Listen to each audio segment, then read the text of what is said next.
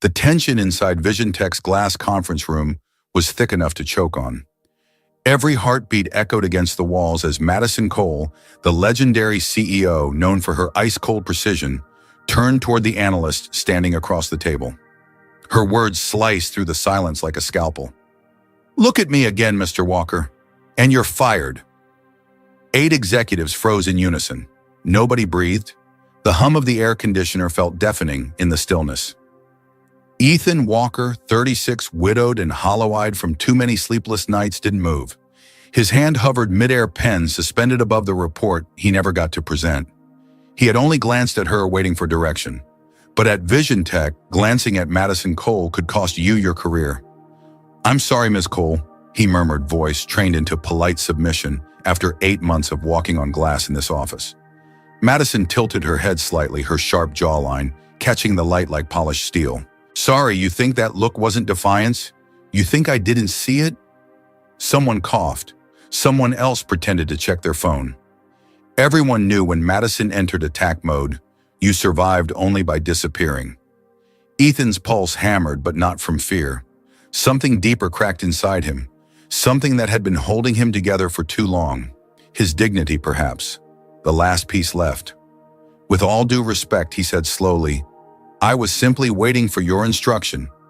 The room froze again. You could have heard the drop of a pin or the tremor of disbelief traveling through everyone's spine. No one spoke to Madison Cole like that. No one who wanted to keep their ID badge until sunset. Her eyes narrowed. "Instruction?" She stepped closer, heels echoing like gunshots on the wooden floor. "You want instruction? Mr. Walker, here's one. Employees of this company do not maintain eye contact with me for more than 2 seconds. You just looked at me for 5. That's insubordination." Every instinct screamed at him to lower his head, to whisper an apology like everyone else. But his mind was somewhere else, back home, where his 6-year-old daughter lay under blankets, printed with unicorns bald from chemotherapy, but still smiling. "Daddy's my hero," she had written last night in crooked letters under a stick figure drawing. And suddenly losing this job didn't feel like the worst thing that could happen to him anymore. The worst had already happened when Grace, his wife, died 2 years ago, when Lily was diagnosed, when he learned that love meant living every day terrified of losing what mattered most. "If that's reason enough for termination," Ethan said, his voice steadier than he expected, "then maybe this isn't a healthy place for anyone to work." A stunned silence followed, heavy as fog. Madison's lips didn't move, but something flickered in her dark eyes. Not fury this time, but something far more dangerous. Recognition. Discomfort. She thrived on fear, on submission, on people crumbling. But this man, this tired, calm, impossibly steady man, didn't fear her, and that terrified her in ways she couldn't name. "My office," she said finally, her tone deadly soft. 6 p.m. Bring your things." When she left the room, exhaled at once. "Man, you're dead," whispered Ryan Blake from marketing. No one talks back to her. The last guy who didn't even make it to lunch. Amy Thompson. Madison's assistant gathered her folders with trembling hands. "Ethan, I'm sorry," she said quietly. She's going to crush you." Ethan slipped his tablet into his bag unhurried. "She already did," he said. "She just doesn't know it yet." Downstairs at his desk, among the rows of gray cubicles, Ethan started packing his things, photos of Lily, the tiny ceramic mug she'd painted for him, the half-empty coffee thermos that smelled faintly of hospital corridors. 6 hours left until execution. He could already picture the conversation he'd have to face tonight. Lily's wide eyes asking, "Daddy, did you have a good day?" and him forcing a smile that didn't reach his eyes. Meanwhile, across town, Madison Cole poured herself a glass of red wine in her penthouse overlooking downtown Chicago. She didn't bother turning on the lights. Darkness suited her better. It didn't show the empty dining table, the unused furniture, or the life she'd built on control and solitude. Her reflection in the glass stared back 38 successful, beautiful, in the way that intimidated people. Alone. Always alone. She closed her eyes and the past came flooding in like a crack in a dam. 5 years earlier, hotel suite, white wedding dress, 3 months pregnant, the phone vibrating on the nightstand. A message from Daniel. "I'm sorry, I can't do this. I'm not ready to be a father. The pain had been swift, merciless. The bleeding 2 weeks later, even worse. No heartbeat, the doctor had said. Madison had buried that sentence deep inside her building walls of work steel and silence around it. At 28, she'd founded Vision Tech out of ambition. But after losing her child, it became armor. Controlling everything meant nothing could ever hurt her again. She sipped the wine, the burn grounding her. That analyst, Ethan Walker, would be gone by 6. Just another number erased. Another reminder that kindness was weakness. And yet somewhere inside the fortress, she'd built something restless stirred. By 5 a.m., Ethan was awake as always. Not because of an alarm, his body simply didn't remember what deep sleep felt like anymore. Lily lay curled beside him, clutching her stuffed bear. The faint hum of her breathing, the only sound that kept him sane. He brushed his hand over her forehead. No fever. Thank God. The mirror in the bathroom was unkind, dark circles, rough beard weight lost to stress and grief. He whispered good morning grace to the empty room as he did every day. Today might be the day I lose my job, and I don't know how I'll keep our little girl safe. He calculated the bills again, $12,000 a month in treatments, $186,000 already in debt. His savings wouldn't last past February. Good morning, Mr. Walker, came the warm voice of Mrs. Helen Carter, the babysitter, when he called. Could you come by early today? Of course, sweetheart. How's Lily? She slept well. God bless that child. She's stronger than most grown men I know. When he hung up, his throat tightened. He prepared Lily's medication, every pill organized by color and hour. A single mistake could be fatal. At 6:15, Lily appeared in the doorway, dragging her unicorn blanket. Daddy, you're going to work early again? Ethan lifted her into his arms despite the weakness in his own muscles. I have an important meeting today, Princess. She studied his face, frowning. You look sad again. Your eyes do that thing. He smiled weakly. I'm just tired. Liar, she said softly with the brutal honesty only children had. Then she smiled anyway. It's okay. I lie too sometimes. When I don't want you to worry. He kissed her forehead, blinking fast. 6 years old, and she already understood too much about pretending to be brave. Daddy, she asked as he set her down. When I get better, will you smile for real again? Her words hit him harder than Madison's threats ever could. He didn't trust his voice, so he just hugged her tight. I love you more than anything in this universe. Even Pluto. Even Pluto. By 7:30, Ethan was at his desk at Vision Tech finishing his resignation letter before she could make it official. He opened the private journal he wrote to his late wife every night. Dear Grace, today might be my last day at Vision Tech. I looked at my boss and she saw it as a challenge. Maybe it was exhaustion, maybe it was defiance. But it doesn't matter. I'm scared, Grace, scared. I'll fail our little girl, scared. I can't keep her alive. You always made it look so easy. Please, wherever you are, give me a sign that I can do this. He closed the file.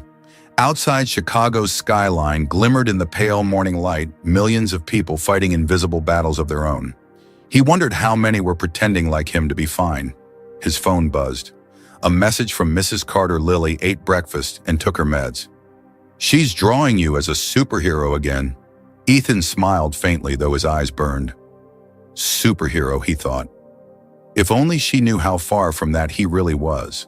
And somewhere across town, in her tower of glass and silence, Madison Cole stared into her reflection and whispered to herself, control means never feeling anything. But that day she was wrong, because in less than 12 hours, she'd feel everything. At exactly 6 p.m., Ethan stood outside Madison Cole's office on the top floor of Vision Tech. The golden light of sunset cut through the glass walls, wrapping the skyline of Chicago in shades of orange and fire. He could see her inside, sitting behind that massive desk, a silhouette of power and solitude. For a moment, he considered walking away, but he couldn't. Not without closure. He knocked once. Come in. Her tone was calm, detached, mechanical. He entered holding a cardboard box with his belongings the same way people carried flowers to a grave. Madison didn't look up. Set your laptop on the desk, please. He did as told. His heartbeat was steady, almost eerily so. She kept signing papers, pen gliding like a weapon. Finally, she said, you'll receive your compensation as outlined in your contract. Your performance was adequate. Adequate, Ethan repeated almost to himself. Right. Don't take it personally, Madison said, still not looking up. It's just business. The words hit him harder than she realized. His phone started vibrating in his pocket once, twice, then again, over and over. The sound was sharp, desperate. He tried to silence it, but notifications kept flooding the screen. When he finally glanced down, his blood ran cold. Chicago Memorial Hospital. Urgent test results available. Chicago Memorial Hospital. Patient Lily Walker. Then a call from Mrs. Helen Carter. He answered instantly. Mrs. Carter. Her voice shook on the other end. Ethan, thank God. Lily's running a fever, 39 degrees and climbing. They said to bring her in immediately. He was already moving. I'm on my way. He grabbed his box and turned for the door, but Madison's sharp voice cut through the air. Where do you think you're going? My daughter's in the hospital, he said without slowing down. This is more important than your paperwork. For once, she didn't have an immediate response. She just stood there frozen, watching as the elevator doors closed around him. Then something strange happened. Madison glanced at the phone he'd left on her desk by accident. The screen lit up with another notification, and beneath it his wallpaper. A photo of a little girl with no hair holding a crayon, drawing that said, Daddy is my hero. Madison reached for the phone to silence it, but the screen unlocked with his face recognition still active. And there it was, his private journal. She read just a few lines before guilt slammed into her chest like a freight train. Dear Grace, I'm scared. I can't afford Lily's treatment anymore. I'm losing my job today. Please send me a sign. Madison dropped the phone as if it burned her. She sat there motionless, the noise of the city humming beneath her, the words echoing in her head. Fear, love. A father begging the universe to help him keep his child alive. Her throat tightened. She hadn't cried in 5 years, not since the day the doctor said no heartbeat. But now tears fell slow and unstoppable. She thought of the baby she'd lost, the man who left her the walls she'd built so no one could ever hurt her again. And now here she was, destroying someone who had already lost everything. She grabbed her keys and ran. Outside, Ethan was struggling to get a rideshare. The street was jammed with rush hour traffic. His phone buzzed again, and panic clawed at his chest. That's when headlights stopped beside him, the door of a silver Porsche swinging open. Get in, said Madison. He stared at her. You're kidding. Chicago Memorial, she said firmly. It's faster if I drive. He hesitated for half a heartbeat, then climbed in. The Porsche shot into traffic tires, squealing as Madison weaved between lanes with terrifying precision. She didn't speak, but her knuckles were white on the steering wheel. Ethan called the hospital. This is Ethan Walker. My daughter, Lily. Yes, we're 10 minutes away. Madison took a sharp turn onto Lakeshore Drive, the city lights streaking past the windows. For the first time in years, she felt something raw and unfamiliar clawing up her chest. Fear not for herself, but for a little girl she'd never met. When they screeched to a stop in front of the emergency entrance, Ethan jumped out before the car had even fully stopped. Lily Walker, 6 years old, leukemia patient, he shouted at the nurse's station. Room 3, sir. The doctor's waiting. He ran down the hallway, disappearing through the white doors. Madison stayed behind, clutching her car keys, breathing hard. She should leave. This wasn't her place, but her feet refused to move. She followed quietly into the waiting area, where the smell of antiseptic mixed with quiet sobs and whispered prayers. Minutes stretched into an eternity. Then a young doctor, Dr. Patricia Miller, stepped out. Madison stood before she could stop herself. The little girl, Lily Walker, how is she? The doctor blinked. Family, I drove her father here. She has a bacterial infection, but we caught it early. With her immune system so weak, any fever is serious, but she'll be fine with IV antibiotics for a few days. Madison exhaled slowly, something tight inside her chest, finally releasing. Then Ethan appeared at the door, eyes red but calmer now. She's stable, he said. Thank God. He looked at Madison as if seeing her for the first time. You didn't have to do that, I know, she said softly. Why did you? Madison stared down at her trembling hands. I honestly don't know. Before either of them could say more, a small voice came from behind the curtain. Daddy Ethan turned instantly. I'm here, sweetheart. Who's that? The girl asked, her voice tiny but curious. Madison froze. That's the nice lady who helped us get here. Ethan said gently. Lily smiled, a faint glow lighting up her pale face. She's pretty. Madison felt something crack open inside her chest, something she'd buried under years of armor. She forced a smile. You're the strong one, Lily. Are you Daddy's friend? The girl asked. Ethan hesitated, but Lily didn't wait for an answer. You should be. Daddy needs more friends. He's sad when I sleep. Madison's throat closed. She couldn't remember the last time someone said something so pure to her. I'll stay. For a little while, she said quietly. That little while turned into hours. Madison sat beside Lily's hospital bed, listening to the girl talk about her drawings, her dreams, how she wanted to be a veterinarian one day, but only for animals that live a long time. Ethan dozed off in the corner chair, exhaustion finally claiming him. Madison stayed awake, watching the little girl breathe, the beeping of the monitor matching the rhythm of her own heartbeat. At dawn, when the first light touched the hospital windows, Ethan woke and found Madison still there, her head bowed slightly, hand resting near Lily's. You stayed all night, he whispered. Yes. Why? Because for the first time in 5 years, she said, voice barely audible, I wasn't afraid to feel something. When she left a few minutes later, Ethan followed her to the elevator. Ms. Cole. She turned. You saved my daughter's life last night. She shook her head. No, Mr. Walker. Your daughter just reminded me I still have one. The elevator doors closed, leaving Ethan standing there, realizing that the woman who nearly destroyed his world might just be the one who could rebuild it. 3 months passed like a quiet storm, slow, inevitable, and transformative. Vision Tech wasn't just a company anymore. It had become something closer to a heartbeat.